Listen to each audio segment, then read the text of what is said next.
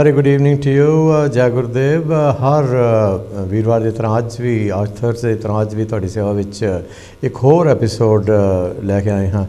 मेरा सलिस्टर है जिहदे विच तुहानूं सलाह मशवरा दिता जाएगा। अगर तुहानूं भी किसी सलाह की लोड़ होवे, किसी जां कोई स्टूडेंट वीज़ा केस जां किसी भी किस्म की इमिग्रेशन की कोई तुहानूं सलाह चाहिए होवे, एडवाइस चाहिए होवे तो जरूर 0300770224 ते आके साडे नाल गलबात कर सकते हो। और मेरे नाल हमेशा की तरह हाँ इमरान हुसैन जी। इमरान जी वेलकम अगेन। चलो तुसी भी आओ और अपना कोई ना कोई सवाल पुछो 0300770224 से। while we are waiting, shall we start on asylum cases? If you could, जी अभी asylum cases जो है ये थोड़ा hot topic है।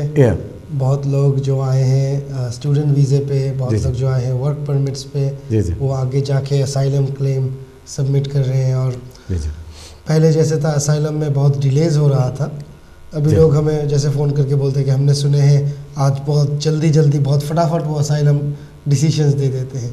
That is not really the case. जो हो रहा है कि सरकार समझ गए हैं कि बहुत लोग असाइलम प्रोसेस को अब्यूज़ कर रहे हैं, ठीक है ना, अपने रिमूवल को डिले करने के लिए या फिर इधर और ज़्यादा टाइम रहने के लिए। तो जब असाइलम केसेस अभी भी सबमिट हो रहा है, जिस केसेस में मेरिट है, जिस केसेस में दम है, उसको सरकार 1 साल 2 साल 3 साल लगा के भी डिसाइड कर रहे हैं, उसके केस को वेरीफाई कर रहे हैं, बार बार इंटरव्यूज़ के लिए बुला रहे हैं और जल्दी से रिफ्यूज़ कर रहा है वही केसेस जो केसेस में बिल्कुल कोई मेरिट नहीं है। और सरकार को लगता है कि देखिए ये केस कभी भी जीत नहीं हो सकता है, इसको खामखा ऐसे डिले करके लोगों को हक को बढ़ाने का कोई ज़रूरत नहीं है। क्योंकि देखिए बैक इन 90s वो हाउस ऑफ लॉर्ड्स ने एक जजमेंट दिया था ईबी कोसोवो बोल के, जहाँ पे हाउस ऑफ लॉर्ड ने बोला था कि देखिए कि जब आप किसी को सालों साल वेट करवाते हैं एक फैसले के लिए, तो वो इंसान तो अपने लाइफ को होल्ड पे नहीं रखता, लाइफ को पॉज देकर नहीं रखता, वो भी अपने लाइफ को थोड़े थोड़े करके स्टैब्लिश करना शुरू कर देते। बिल्कुल।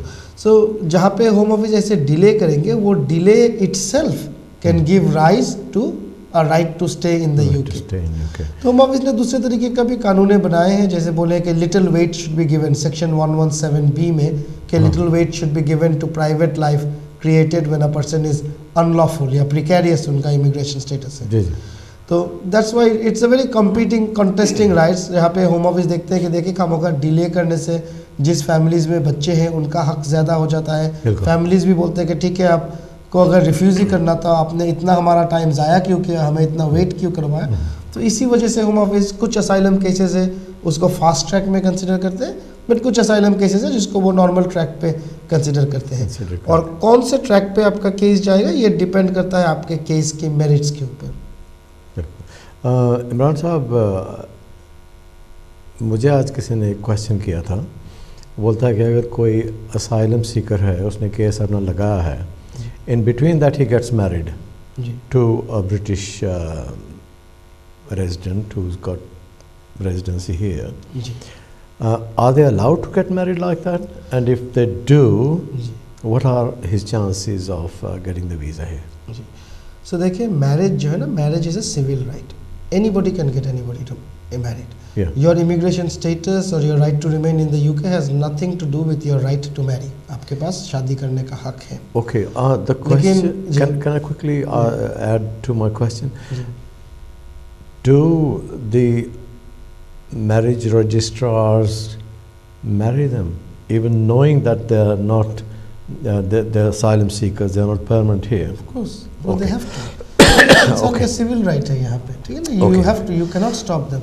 What the Home Office have designed is कि जब भी आप जाके मैरिज की नोटिस देंगे रजिस्ट्रार के पास, हर मैरिज इस मुल्क में 28 डेज नोटिस पीरियड के सब्जेक्ट है, बिकॉज इट्स अ कॉन्ट्रैक्ट आप एंटर कर रहे हैं। शायद आपका दूसरा बीवी है जो ऑब्जेक्शन देना चाहता है, ठीक है, शायद आपका कोई फैमिली मेम्बर्स है जो जिसका कोई हक में प्रॉब्लम आ जाएगा इस शख्स से। So all marriages in UK are subject to 28 days notice. आप जाते हैं पहले नोटिस देने, उसके बाद 5 दिन बाद वो आपको डेट दे सकते हैं रजिस्ट्रेशन का। होम ऑफिस ने कानून बनाया है कि जब भी कोई बंदा जो यूके पे परमानेंट नहीं है किसी से शादी कर रहा है जो यूके में परमानेंट है, फिर रजिस्ट्रार को उस नोटिस को होम ऑफिस में रेफर करना पड़ेगा। अच्छा। सो देखिए, 2 इलीगल शादी कर रहे हैं, नो प्रॉब्लम। ठीक है। 2 परमानेंट रेसिडेंट्स शादी कर रहे हैं, नो प्रॉब्लम। 2 स्टूडेंट्स शादी कर रहे हैं, no problem. The moment one person who has a temporary status is marrying a permanent status, मतलब इस शादी से आपको एक इमिग्रेशन एडवांटेज मिल सकता है। That's where the criteria comes in के रजिस्ट्रार के ऊपर क्राइटेरिया है कि they must notify the home office. So home office को क्यों ये नोटिफाई करना चाहिए अगर होम ऑफिस शादी को स्टॉप ही नहीं कर सकता? मैरिज आपका सिविल राइट है, आपको शादी करने देना ही पड़ेगा। So what is the point of this referral? The point of this referral is to stop fake marriages, क्योंकि फेक मैरिज इज फ्रॉड। वो रजिस्ट्रार के साथ भी फ्रॉड है, होम ऑफिस के साथ भी फ्रॉड है, and they can this gives the home office an opportunity to investigate कि क्या आप एक शैम मैरिज एंटर कर रहे हैं कि नहीं। अगर होम ऑफिस ने आपको इंटरव्यू बुलाया और उनको लगा कि ये जेन्युइन मैरिज है, ये जेन्युइन रिलेशनशिप है, डजंट मैटर आपका इमिग्रेशन स्टेटस क्या है, डजंट मैटर बाद में वो आपको इसके बेसिस पे वीजा देंगे या नहीं देंगे, वो अलग सा सवाल है। लेकिन क्या आप शादी कर सकते हैं? ऑफ कोर्स आप शादी कर सकते हैं, ये आपका हक है, आप जिसको चाहे इस मुल्क में शादी कर सकते हैं। ठीक है। सो और एक चीज़ याद रखना है कि आपने शादी कर लिया, ठीक है, लेकिन उस शादी के बेसिस पे आपको वीज़ा मिलना मुश्किल हो जाएगा। ठीक है। अनलेस आप यूके में लॉफुली प्रेजेंट है, क्योंकि देखिए एक स्पाउस वीज़ा जो है ना, ये spouse visa has suitability criteria and eligibility criteria. बहुत तरीके का छोटे छोटे क्राइटेरियाज है जो एक बाय एक स्टेप बाय स्टेप सेटिस्फाई करना पड़ता है। सो एलिजिबिलिटी में ये क्राइटेरिया है कि आप यूके में इलीगली नहीं हो सकते, आप 14 दिन से ज़्यादा ओवरस्टे नहीं हो सकते। ठीक है। सोचिए किसी के पास 2025 जुलाई तक स्टूडेंट वीज़ा है, लेकिन उसने अभी जाके असाइलम केस कर दिया, उसके स्टूडेंट वीज़े को उन्होंने सस्पेंड कर दिया और उसको एक असाइलम कार्ड दे दिया। ठीक है। लेकिन उसका जो स्टूडेंट वीज़ा था वो तो कैंसिल नहीं हुआ, वो सिर्फ सस्पेंडेड है। Their status currently is still legal. तो जब शादी करेगा, शादी करके अगर अप्लाई किया, वो इंग्लिश को सेटिस्फाई कर दिया, वो फाइनेंशियल से रिक्वायरमेंट को सेटिस्फाई कर दिया, फिर उसको वीज़ा मिल जाएगा। ऑन दी अदर हैंड आप सोचिए कि किसका स्टूडेंट वीज़ा था जो जनवरी 24 में ख़त्म हो गया है, वो अभी शादी करके सोचिए दिसंबर 24 में अप्लाई कर रहा है। दैट पर्सन सोचे कि जनवरी में उसका वीज़ा ख़त्म हो गया, उसने जाके जून या जुलाई में असाइलम डाल दिया, वो असाइलम चल रहा है, चलते चलते वो अभी दिसंबर में शादी कर लिया। इसका मतलब क्या है कि उसका जो वीज़ा था वो ऑलरेडी ख़त्म हो चुका है और वो ओवरस्टेयर बन चुके हैं। तो जब भी वो 14 दिन से ज़्यादा ओवरस्टेयर होंगे, सो वो कोई एप्लीकेशन में इमिग्रेशन स्टेटस रिक्वायरमेंट को सेटिस्फाई नहीं कर सकते। सो this is the kind of case जहाँ पे होम ऑफिस बोलते हैं कि हर चीज़ सही है, लेकिन आप अपने मुल्क वापस चले जाए, उधर से अप्लाई करके आप आए। ठीक है। एंड देखिए, this was a very big case known as the Chikwamba case. Chikwamba case में हाउस ऑफ लॉर्ड ने यह बोला था कि देखिए, ह्यूमन राइट जो होता है, ह्यूमन राइट में इंटरफेरेंस के लिए एक सही रीज़न होना चाहिए, एक लेजिटिमेट पर्पस होना चाहिए, टेक्निकलिटीज़ के लिए इंटरफेयर नहीं करना चाहिए। तो ये जो गो आउटसाइड आप दिखा रहे कि देखो मैं हर रिक्वायरमेंट पूरा करता हूँ, मैं वापस चला जाऊँगा और अप्लाई करूँगा तो मुझे तो वीज़ा मिल ही जाएगा, तो क्या फ़ायदा है मुझे वापस भेजने में। Okay, so people argued in the case of Chikwamba that this need for application from outside the UK is just a technical ground and technical grounds are insufficient to interfere with human rights. ठीक है। Now recently the courts have interpreted that case and said कि देखिए चिक्वाम्बा का जो facts था वो थोड़ा different था। वहाँ पे बच्चे इन्वॉल्व थे, बच्चे एजुकेशन पे थे, स्पाउस यहाँ पे बहुत सालों से रह रहा था, उनके केसेस में बहुत सारे डिले किए हैं। चिक्वाम्बा इज़ नॉट अ शॉर्टकट जहाँ से आप इलीगल रह जाए जब तक, और आप शादी जो है एक लॉटरी का टिकट की तरह है, आपको मैरिज सर्टिफिकेट मिल गया और आपने इतने दिन जो कानून तोड़ के इलीगल रहे हैं, यू कैन बाईपास दैट। और वो बोलते हैं कि देखिए लेजिटिमेट पर्पस आर्टिकल 8 में उन्होंने क्या बोला है कि हर स्टेट को इंटरफेरेंस का हक बनता है for also fairness and morality of others. ठीक है। आप देखिए कि आपने अभी सोचा अपना बेटी का शादी करवाया उधर इंडिया में, आपका बेटी का हस्बैंड उधर वेट कर रहा है 4 महीने 5 महीने 6 महीने के, वो अपने वाइफ को आके इधर ज्वाइन करेगा। उन्होंने शादी के बाद सारे डॉक्यूमेंट तैयार करने में टाइम लग गया, एप्लीकेशन प्रोसेस डालने में टाइम लग गया, फिंगरप्रिंट में टाइम लग गया, प्रोसेसिंग टाइम में टाइम लग गया। How is it fair to him अगर कोई बंदा मुड़ के बोल रहा है कि ओ तुमने इतना कुछ किया, देखो मैंने तो कानून तोड़ के इधर इलीगल रह गया और मुझे स्ट्रेट अवे वीज़ा मिल गया। You understand the logic where the court is saying that the Chikwamba principle is not a bypass route to parliament's intention के देखिए जो इलीगल इधर रहता है उसको भी चाहिए कि वो क्यू जंप करके वीज़ा इधर से ना ले वो वापस जाके क्यू में खड़े हो जाए दूसरों लोगों की तरह, नहीं तो ये उनके लिए फेयर नहीं है. So if you are an asylum seeker you can get married, but whether that marriage will lead to a visa for you or not is a very wider question. That question will depend on whether you can meet the immigration status requirement, whether you can meet the English language requirement, whether you can meet the financial requirement. Right. These requirements are subject to exception, but that exception is in two folds. One is अगर आपके पास British बच्चा है वो आपको exception देंगे, या फिर ऐसा कोई रीज़न है जिस वजह से आपका जो स्पाउस है वो आपके साथ आपके मुल्क में जाके नहीं रह सकता. एंड उन्होंने यही लॉजिक दिखाया कि देखिए आप जिसको शादी कर रहे हैं आप जानबूझ के कर रहे हैं. अगर किसी ने जानबूझ के इलीगल को शादी किया तो उसको सफ़र करना चाहिए, वो अपने हस्बैंड के साथ चले जाए उसके मुल्क. Marriage is a two way door. Why should you automatically stay here, why can't she go and stay there. Another logic they have given is that look, if this temporary separation आपके लिए hardship होता है आपको सोचना चाहिए था शादी करने से पहले.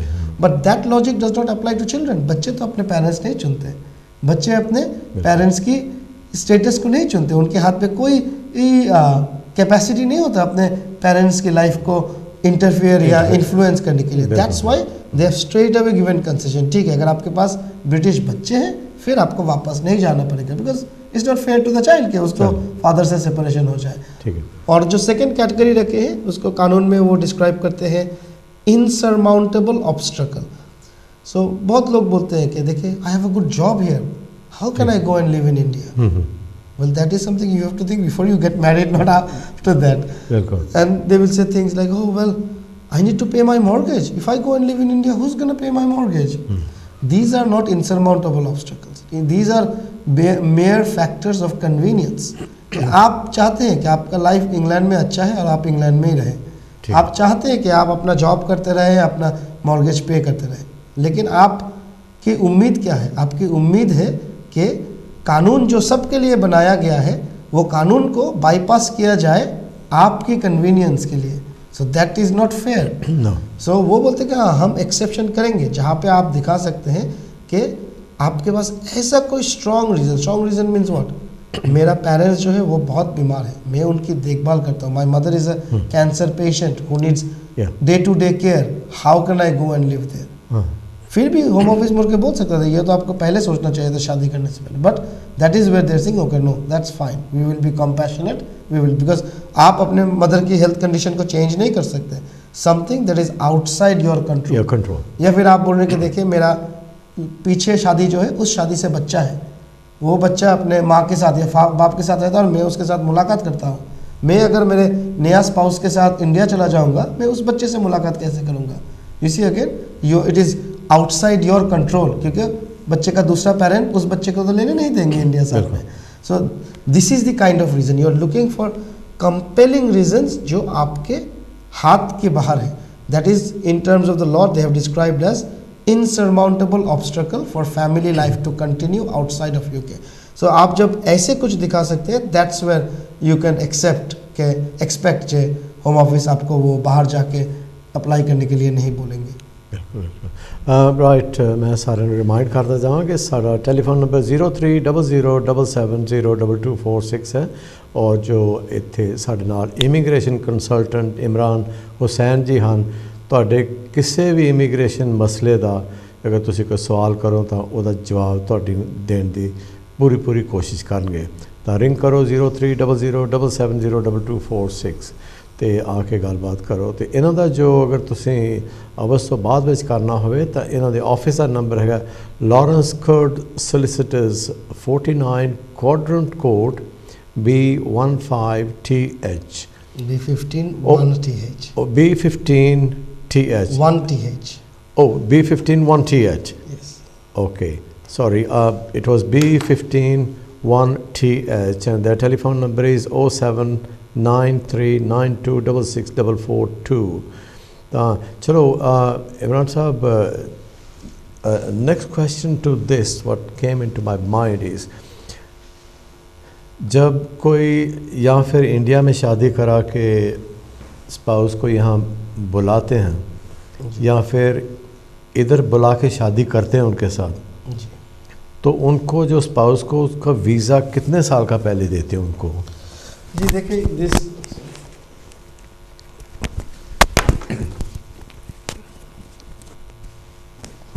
दिस लॉ जो है ना, ये law has developed a lot over the years. ये आप पीछे देखेंगे तो वो डायरेक्ट परमानेंट रेसिडेंसी देते थे, इंडेफिनिट लीव टू एंटर दे देते हैं, और that's it, you don't need any visa criteria. लेकिन सरकार ने देखे कि इसका बहुत अब्यूज़ प्रोसेस होता है, specially from the spouse who's coming from abroad. वो किसी को पसंद भी नहीं करते, उनको उसके साथ रहने का कोई शौक भी नहीं है, वो सिर्फ शादी कर लेते हैं इंग्लैंड आने के लिए। एक बार इधर आते हैं, शायद कभी कभी उधर उस टाइम तो शायद एयरपोर्ट से अलग चले जाते थे। So they change that to 1 year.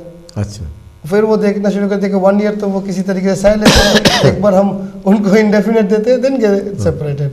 उन्होंने उसको चेंज कर दिया 2 इयर्स में। अच्छा, और वो 2 इयर्स से उन्होंने बाद में चेंज कर दिया है अभी इसको 5 इयर्स में, कि आपको इधर आना पड़ेगा, पहले आपको 2.5 साल का वीज़ा मिलेगा, 2.5 साल के एंड पे आपको दिखाना पड़ेगा कि आप ये पूरा 2.5 साल आपके हस्बैंड के साथ या वाइफ के साथ थे, एक साथ सब्सिस्टिंग रिलेशनशिप पे थे, फिर आपको एक एक्सटेंशन मिलेगा और 2.5 साल के लिए। और जब आपका पूरा 5 साल खत्म हो जाएगा यहाँ पे, फिर आप अप्लाई करेंगे परमानेंट रेसिडेंसी के लिए। और ये जो कानून में उन्होंने चेंज किया, this is you will see, ये हमारे कम्युनिटी में बहुत कॉमन है। वो बाहर से आते हैं, उनको इंडेफिनेट मिलने के बाद वो not only that they divorce their UK spouse, they divorce their UK spouse and then they go back to their country to get married to someone else.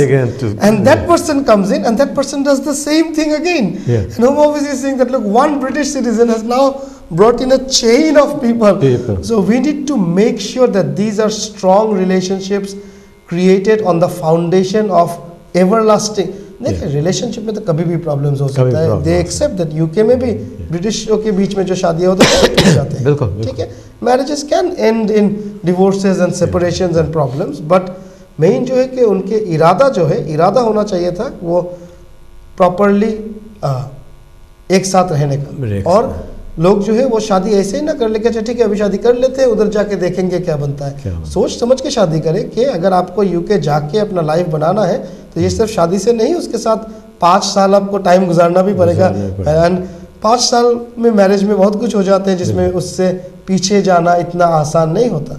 So that's why there is very good logic reason, but that's the process now. आप एक 2.5 लेकर आएंगे और एक 2.5 extension लेंगे, फिर आप indefinite पे चले जाएंगे।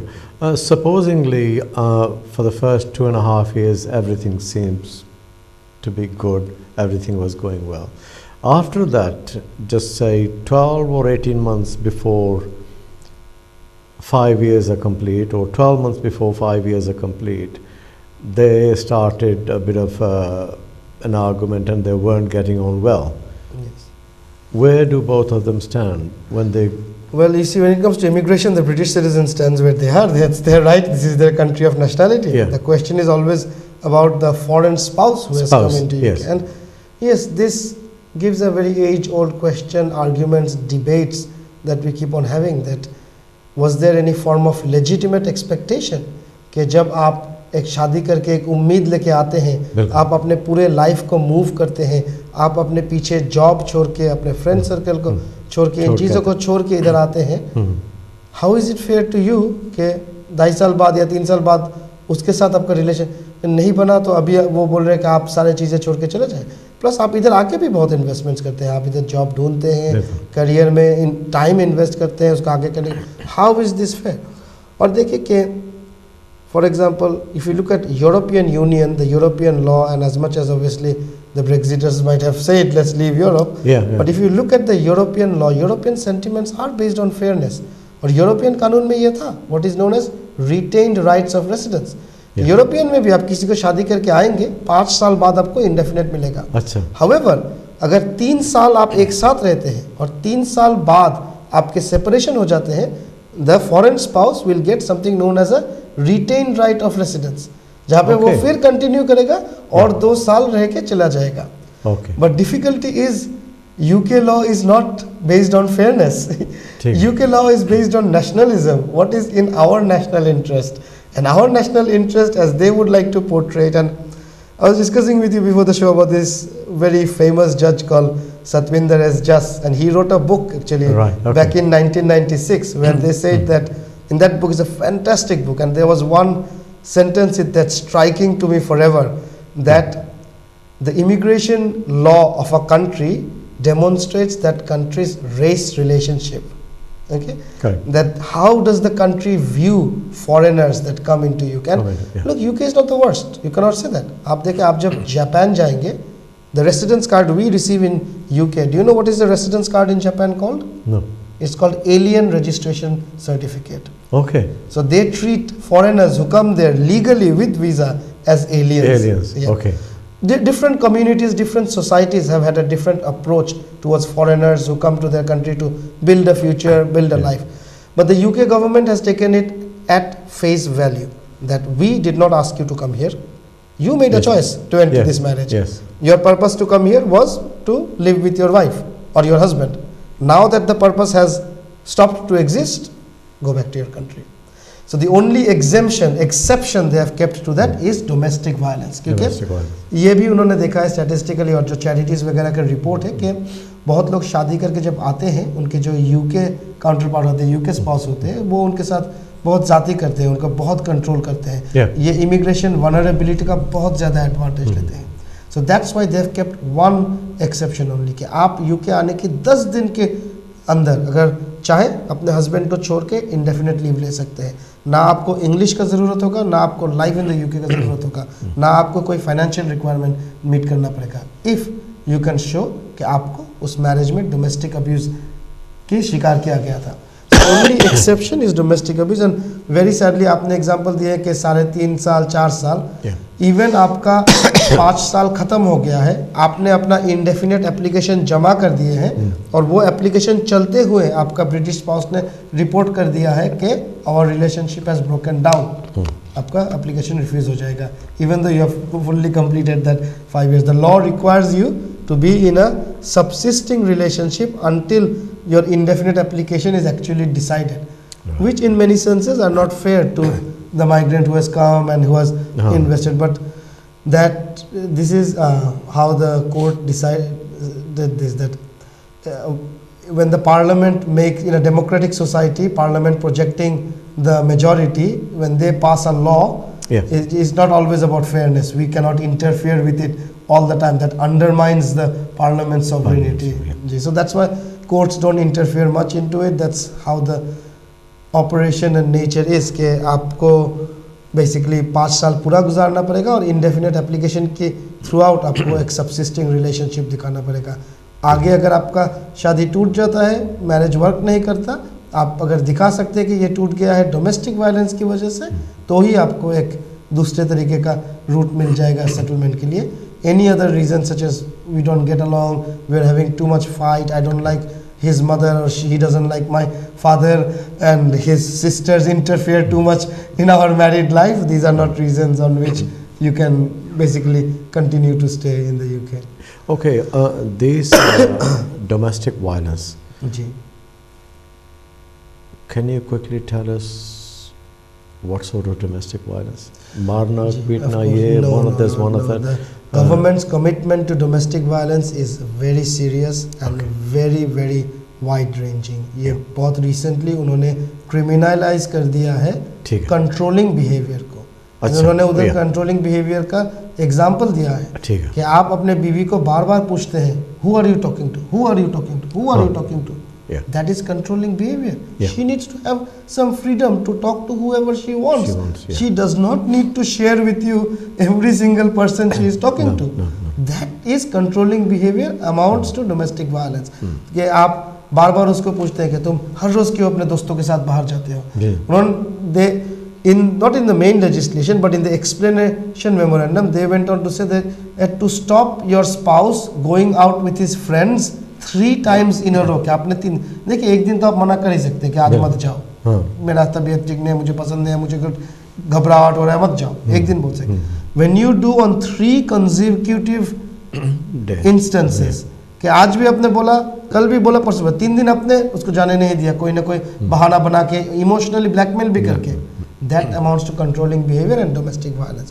देखिए डोमेस्टिक वायलेंस की डेफिनेशन क्या है, इसमें ज़्यादा प्रॉब्लम नहीं है. Pretty much any kind of behaviour can fall with in domestic violence if it is in a sense आपके ऊपर ऑपरेशन है, ठीक है ना, कि आपको काम करने नहीं जाने देता, आपकी फैमिली से मिलने नहीं देता, आपकी पैसा जो है उस पैसे को वो खर्चा नहीं करने देता प्रॉपर्ली, या फिर आप उसके ऊपर फाइनेंशियली डिपेंडेंट है, वो आपको हर पेनी हिसाब करके देता है. This all fall with in the wide ranging definition of domestic violence. Problems domestic violence की केस में ये है कि आप इसको प्रूव कैसे करें.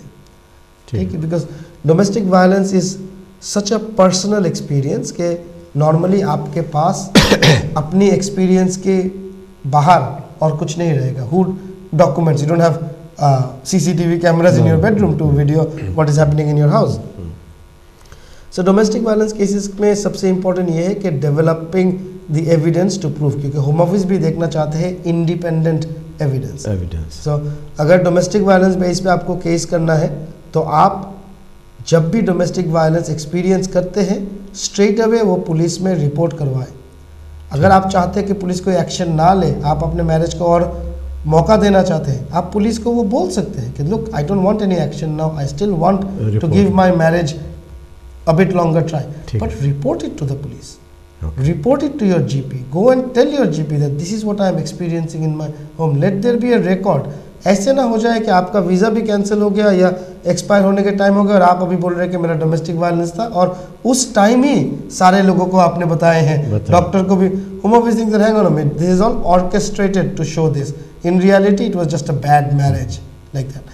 So make sure करें कि आप always time to time अपने ये authorities जो है उन लोगों को बताते जाएं जो भी incidents आपके लाइफ में हो रहा है. ये गया. दूसरी बात और भी important है कि देखिए, जल्दी से क्विकली से चीप में डिवोर्स करवाने के लिए आप इसमें नो फॉल्ट डिवोर्स मत जाएं.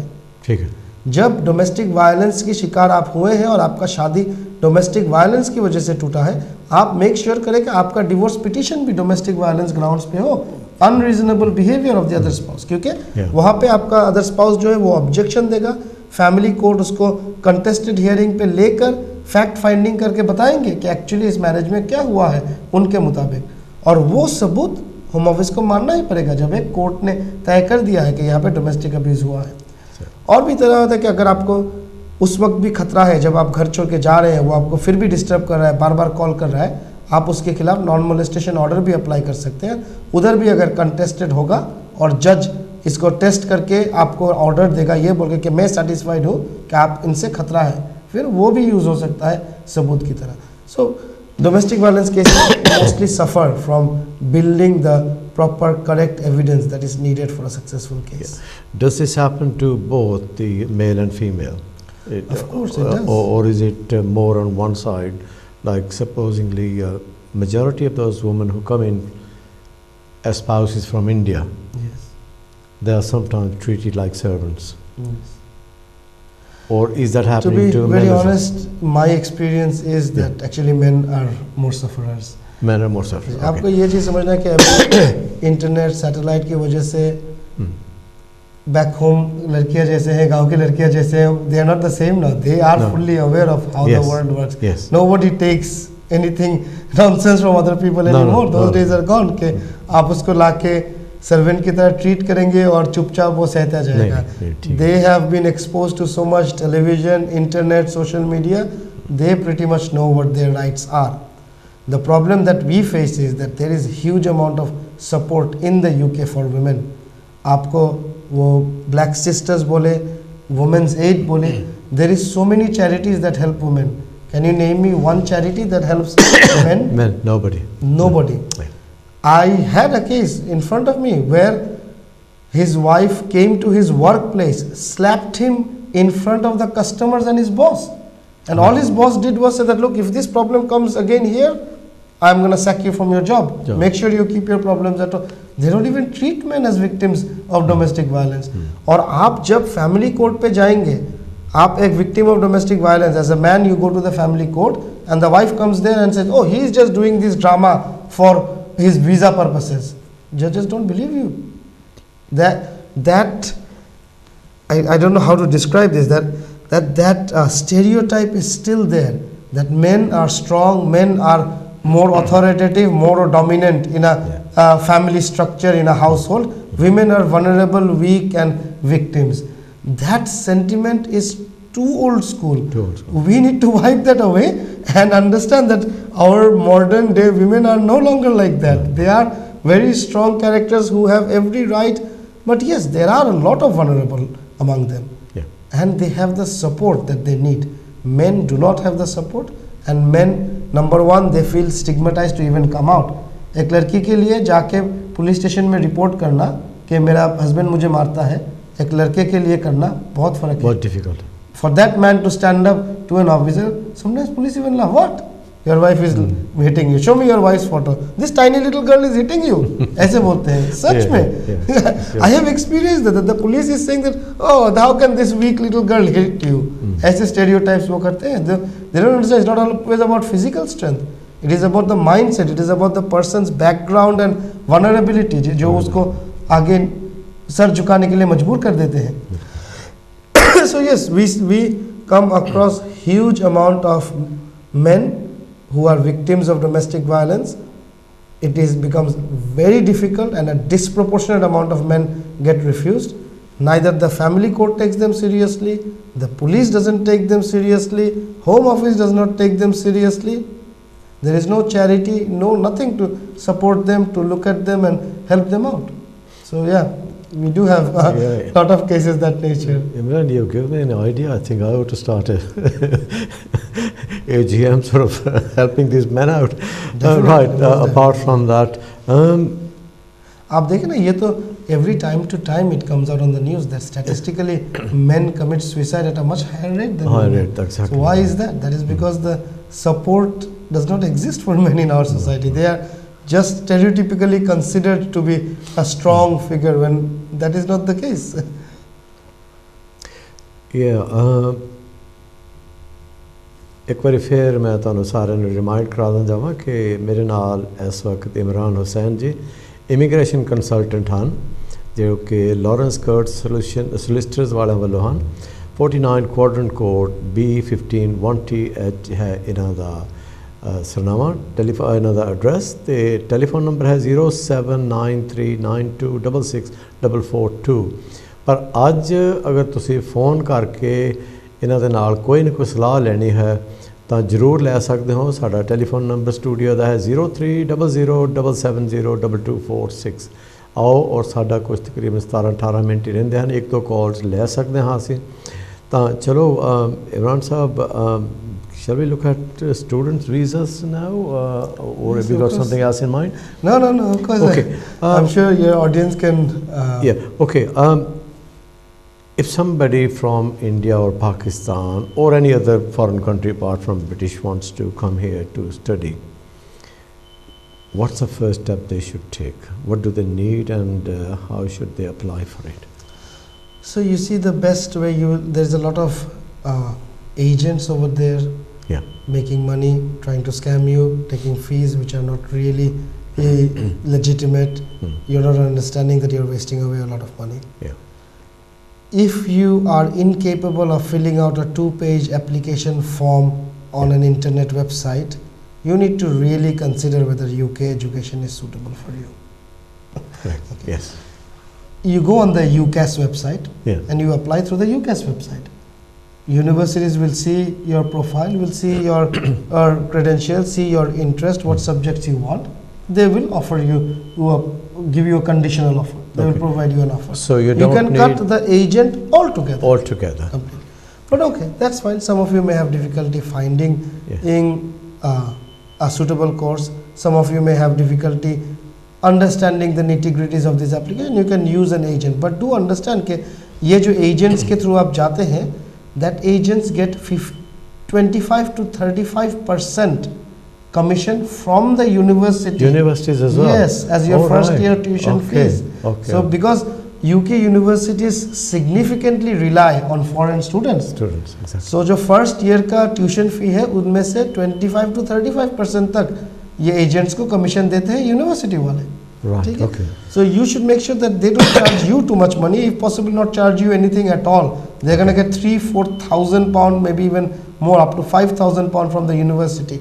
Once you have paid your full first year fee, they will get paid. When you give your deposit, they will get 30% of that deposit. You will pay your second, they will get 30%, like that.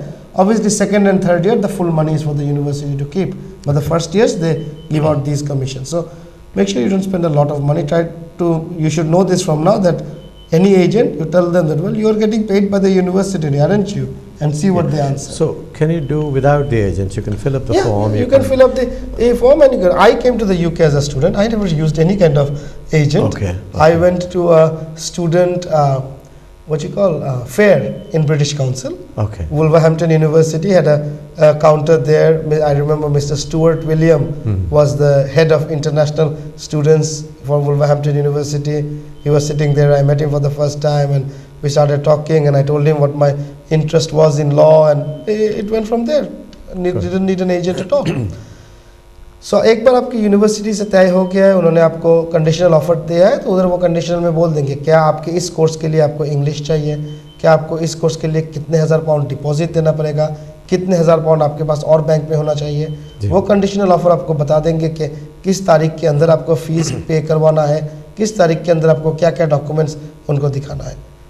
Fulfil those conditions और वो फिर आपको देंगे what is known as a cash letter, जो certificate है sponsorship का। ठीक है। एक बार आपको वो सर्टिफिकेट मिल गया, होम ऑफिस वेबसाइट पे बहुत step by step easy process है।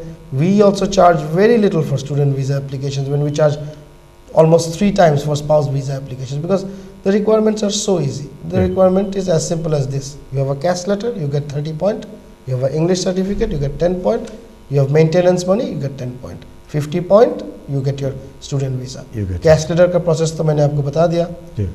English language obviously आपको वो either यूनिवर्सिटी आपको असेस कर सकते हैं, if it's a lower category course, और वही आपकी इंग्लिश को सर्टिफाई कर सकते हैं। लेकिन अगर ये डिग्री लेवल या मास्टर्स लेवल का है, फिर आपको आइदर IELTS करना पड़ेगा एकेडमिक, या फिर आप वो NARIC से अपने इंडियन सर्टिफिकेट या बांग्लादेशी सर्टिफिकेट का भी अप्रूवल ले सकते हैं कि वो UK डिग्री इक्विवेलेंट है। ऐसे आप इंग्लिश को मीट करेंगे। मेंटेनेंस जो है ये आपको देखना पड़ेगा कि आपका यूनिवर्सिटी का लोकेशन क्या है, और उसके मुताबिक आप होम ऑफिस वेबसाइट पे देख सकेंगे कि उस लोकेशन पे मंथली मेंटेनेंस क्या होता है। तो सोचिए कि लंदन के लिए अगर 1500 है तो बर्मिंघम के लिए शायद 1200 होगा। ऐसे होम ऑफिस वेबसाइट पे लिखा हुआ है, inner London, outer London.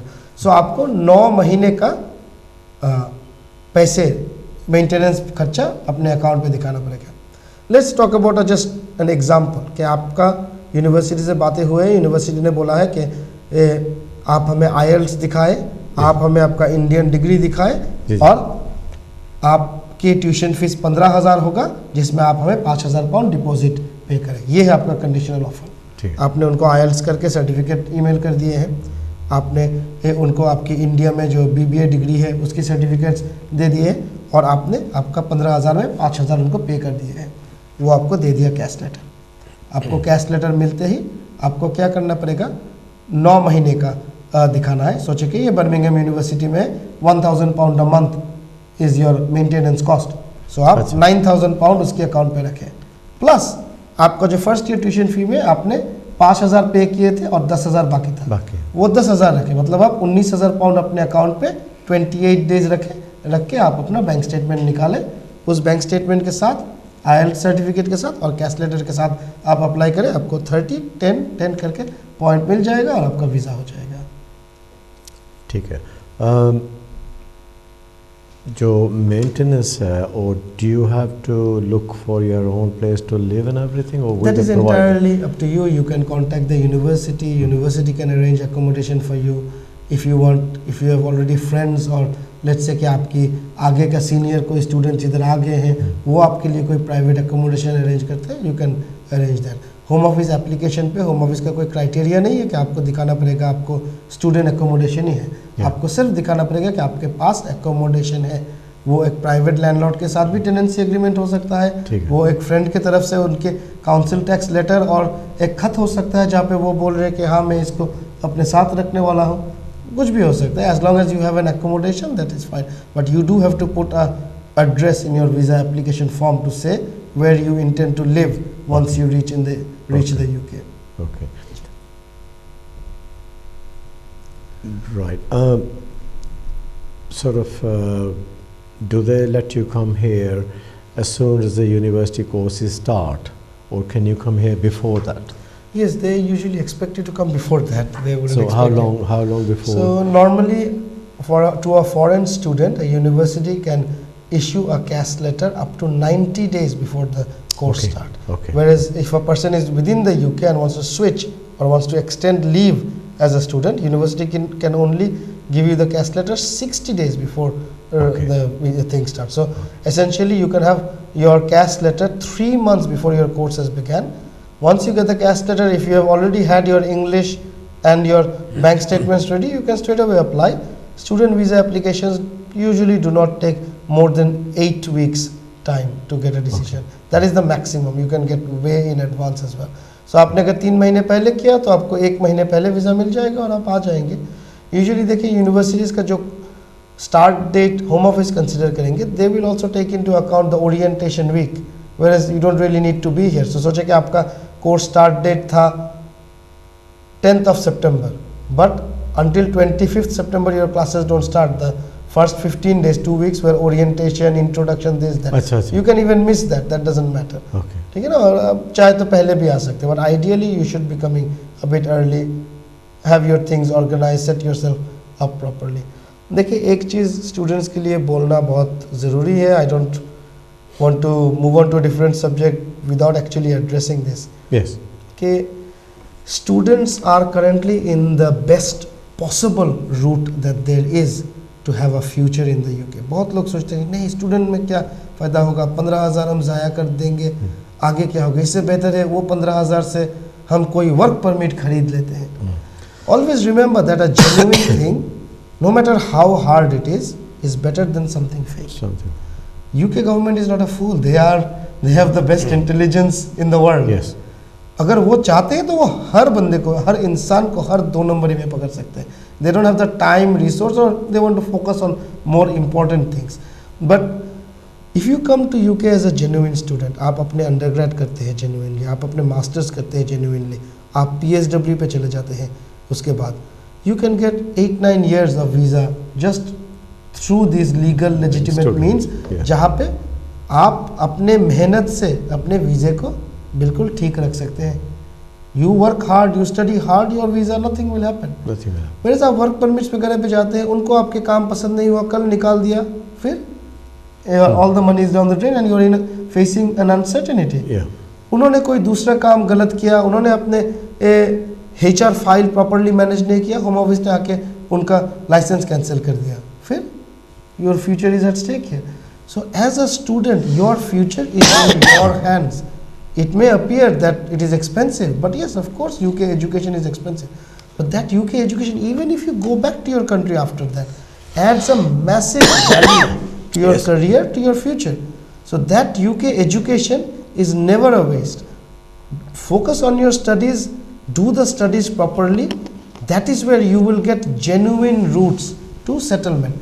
Okay, I have come here as students, honors, masters, work permit, all of that because my focus was always, yes, if I have to work on the side, I will. My primary function is study. I want to visit Europe, I want to go here, I want to go there. Lots of beautiful things, lots of beautiful opportunities. Compared to हम पीछे क्या छोड़ के आए हैं. But उन चीज़ों में आप ऐसे lost ना हो जाएं कि आप अपना primary function को भूल जाएं. Your primary function is to study and you must make sure that you study. That should be the top agenda for you. If you want to truly build a long-term sustainable future in the UK and you have come as a student, there is no alternative that is more secured than your studies. You should concentrate and do those studies properly. While you're studying, as you mentioned earlier on, you can only work 20 hours. जी, तो students जो है उनके लिए काम का restriction ऐसे है कि टर्म टाइम पे वो सिर्फ 20 घंटा काम कर सकते हैं और जो हॉलीडे टाइम है तब वो फुल टाइम काम कर सकते हैं. So you can work full time during your study break, between the 2 semesters, all other times you can do. Also, you can do work placement for an entire year where you can work full time.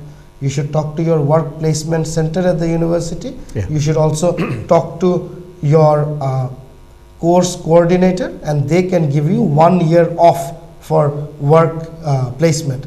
So usually how it works, अगर आप undergrad के लिए आए हैं, आप अपने first year करते करते आप अपने रेलेवेंट फील्ड में कहीं फ्री पे भी हो वर्क एक्सपीरियंस करें 20 घंटे का। जब 20 घंटे का वर्क एक्सपीरियंस करके आप कुछ काम सीख जाएंगे, आप उनसे एक वर्क प्लेसमेंट कॉन्ट्रैक्ट ले सकते हैं और फिर यूनिवर्सिटी आपको 1 साल के लिए पूरा काम करने का इजाज़त दे देंगे। How easy is it to, while doing 20 hours plus full time when you're on holidays, to make up that money to pay for your fees and yearly fees and for your residency expenses? I would say under the current economic climate, impossible. Impossible. Yes. So I think because 15,000 pound is an average tuition fees in university now for foreign students. Some universities charge 17, 18,000. Per year. Some per year. Some may charge maybe 14, 13. But average, as we see, is 15,000 is your cost. Okay. What is your cost of living in UK? Even if as a student you're living in a sharing house, let's say in a place where I live, Wolverhampton, still a room rent for a month is 300 pounds. Okay. So that's 3,600 pounds in a year for your rent. Yeah. Now, what is your food cost on a month? I would say a person needs at least 100 pound per week. During your course time. Obviously, in between your course, you can't come classes. You can't come home, cook and eat. You're eating one meal outside, one meal at home. You need another 400 pounds a month. So that is how much? 4,800. 4,800, 3,600, 7,000, 8,500 pound there. Another 15,000 pound on tuition fees. So you are looking at 20 with your, let's say, calling home, little bit of entertainment, transport cost. You're looking at 25,000 pound a year. What kind of a job can offer 25,000 pound in salary? That's a skilled job. Skilled job. Yeah. Exactly. After graduation in good white collar jobs, you will get 22, 25, 28,000 pound. For a student to work 20 hours per mission, and even if you work full time during your holiday times, still I do not believe making 25,000 pound is feasible. It's not possible. So that's what students end up doing. They end up sacrificing their studies, working full time in breach of their condition, जहाँ पे home office पकड़ेंगे, आपके वीज़े ख़त्म करके straight आपको flight पे बैठा देंगे, पीछे आपने जितना इन्वेस्ट किए, अपने पढ़ाई किए, पीछे all gone down the waste. So students जो है उनको इधर आना चाहिए कि उनको एटलीस्ट थोड़े बहुत अपने फैमिलीज पीछे जो है उनसे मदद मिल जाए, ठीक है, कि ये उनकी फ्यूचर के लिए इन्वेस्टमेंट है। एटलीस्ट आप देखें कि 15,000 जो ट्यूशन फ़ी है उसमें से अगर 10,000 फैमिली सपोर्ट कर देते हैं, उधर का 5,000 और आपके लिविंग कॉस्ट और 10,000, ये 15,000 आप काम करके शायद कमा लेंगे साल में। But at least 10,000 pound a year अगर फैमिली पीछे से सपोर्ट नहीं कर सकता, ये आपके लिए बहुत मुश्किल हो जाएगा। आप अगर 20,000 25,000 पाउंड खर्चा करके फेक वर्क परमिट लेना चाहते हैं, क्यों ले रहे हैं आप? उधर तो आपको काम भी नहीं मिलेगा। आप सोचते हैं कि वो आपके फ्यूचर के लिए एक इन्वेस्टमेंट है। That's not an investment, that's a fraud. Investment है कि आप अपने फैमिली को बोले कि देखें 3 साल थोड़े थोड़े करके, बिकॉज 10,000 फीस भी एक साथ नहीं देना पड़ता। You can break it in 3 semesters and give it term wise. Family को बोले कि देखिए मेरे फ्यूचर में अगर आपको इन्वेस्ट करना है, कोई ज़मीन बेचे या घर बेचे, whatever you are selling to invest in the right sector, invest in my education. अगर उसके बाद मेरा कुछ बना भी नहीं, मैं तो एटलीस्ट एक यूके डिग्री लेकर वापस आ जाऊंगा। With a UK degree your job prospect in India is way better than without a UK degree, coming from UK as a deported person. So I think that's a very worth investment. Families should invest on their children if they have sent them across. Expecting their children to make it out of the blue is a rabbit in a magic hat. It's just not going to come out in our hands. We are not a magician, you see. So I think the correct way is to expect students to rely at least to some extent on their families to support the students at least with part of the tuition fees, and rest of the tuition fees the student can work and make, plus they can work and make their living cost. Expecting them to do all of that, I don't believe legally it is doable. They have to engage in illegal activities, which is never a good plan for your future. Imranji, we are coming to, we've only got 1 minute 32 seconds. So would you like to give your details here? Yes, of course. I am here as a representative of Lawrence Kurt Solicitors. Lawrence Kurt Solicitors does all sorts of work. We do commercial conveyancing, leasing, family matters, dispute resolution, wills, probates, everything. So we have got 3 offices. We have got one office in Alum Rock. We have got all sorts of practitioners doing a wide practice in Alum Rock office. We have got our another office in Harborne. Harborne office is mainly the conveyancing office, and they do a lot of commercial lease. One of our directors, Mr. William, is there. He is a very, very experienced conveyancer. Property matters, he's a specialist in that. And I am sitting in the Quadrant Court office. Quadrant Court office is in Edgbaston. We are specializing there in immigration. I have another solicitor there named Irum, who's an excellent family solicitor, very good in child contacts matter, very good in financial remedy matters. And obviously I am managing the immigration department there with my assistants. And of course, we come to this show because we believe that besides law in a country such as this, which is governed by rule of law, knowing the law is very important, knowing your rights are very important. It is never an excuse to say I didn't know. So yeah, that's us. Thank you very much, everybody. Thank you for listening.